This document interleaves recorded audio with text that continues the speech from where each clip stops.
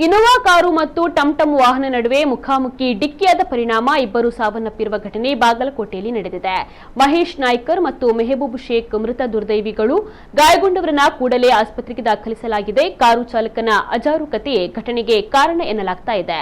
ಮುಂದೆ ಹೋಗ್ತಾ ಇದ್ದ ಮಹೀಂದ್ರಾ ಪಿಕಪ್ ವಾಹನ ಡಿಕ್ಕಿ ತಪ್ಪಿಸಲು ಹೋಗಿ ಎದುರಿಗೆ ಬರ್ತಾ ಇದ್ದ ಟಂಟಂ ವಾಹನಕ್ಕೆ ಡಿಕ್ಕಿ ಹೊಡೆದಿದೆ. ಘಟನೆ ಕುರಿತಂತೆ ಕಲಾದಗಿ ಪೊಲೀಸ್ ಠಾಣೆಯಲ್ಲಿ ಪ್ರಕರಣ ದಾಖಲಾಗಿದೆ.